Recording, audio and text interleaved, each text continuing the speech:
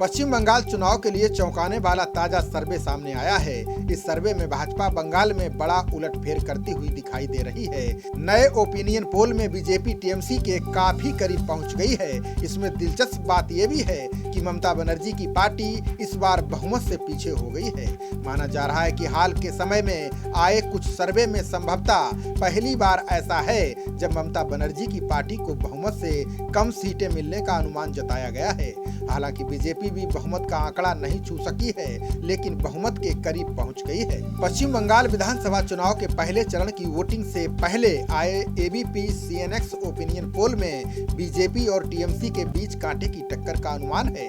Opinion poll के मुताबिक ममता बनर्जी की अगुवाई वाली टीएमसी को 136 से 146 सीटें मिल सकती हैं, वहीं बीजेपी को 130 से 140 या इससे ज्यादा सीटें मिलने का अनुमान लगाया गया है। पश्चिम बंगाल में कुल 294 सीटें हैं, जिनमें से किसी भी पार्टी को जीत के लिए कम से कम 148 सीटों की जरूरत होती है।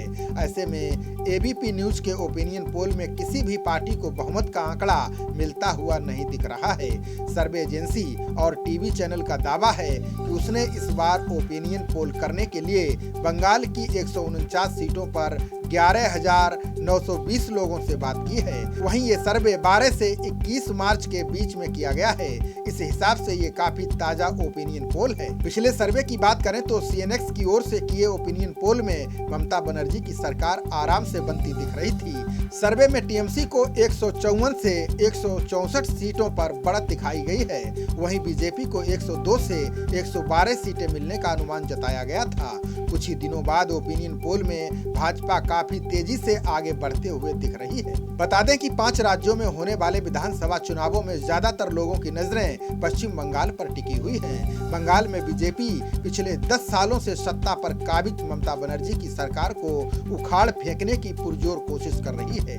बंगाल के चुनावी अखाड़े को दिलचस्प बनाने के लिए खुद प्रधानमंत्री मोदी और भाजपा के चाणक्य गृह मंत्री अमित शाह ने मोर्चा संभाल लिया है। भाजपा ने बंगाल के चुनाव प्रचार के लिए मुख्यमंत्रियों, केंद्रीय मंत्रियों समेत दिग्गज नेताओं की पूरी फौज उतार दी है। बीजेपी की इस मेहनत का बंगाल में असर भी दिखाई देने लगा है।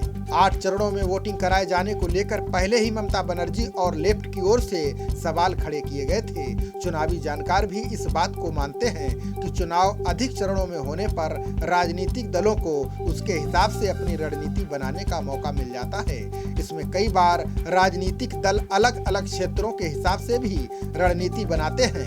वोटिंग पैटर्न के आधार पर वो आगे के बारे में सोचते हैं। बीच में कोई ऐसा मुद्दा भी हाथ लग जाता है जिसका राजनीतिक दल फायदा उठा लेते हैं। कुल मिलाकर ये भी कहा जा सकता है कि डैमेज कंट्रोल का भी पूरा मौका होता है। ओपिनियन पोल का जो ट्रेंड है फिलहाल उससे बीजेपी को फायदा मिलता दिख रहा है। ऐसा इसलिए है क्योंकि पिछले कुछ राज्यों के चुनाव में ऐसा देखा गया है। शुरुआती चरण में जो राजनीतिक दल पिछड़ते नजर आए वे बाद के चरणों में रणनीतिक बदल कर आगे निकल गए। पिछले साल संपन्न हुए बिहार चुनाव में बीजेपी को शुरुआती चरण में पिछड़ता हुआ दिखाया गया, लेकिन बाद के चरणों में जहां चुनाव हुए वहां पार्टी का प्रदर्शन बढ़िया रहा। टीएमसी और बीजेपी के बीच कांटे का मुकाबला है।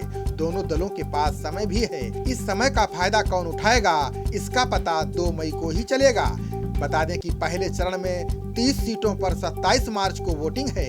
राज्य में वोटों की गिनती 2 मई को होगी। खबरों का सिलसिला जारी रहेगा। देखते रहिए जनप्रवाद। नमस्कार।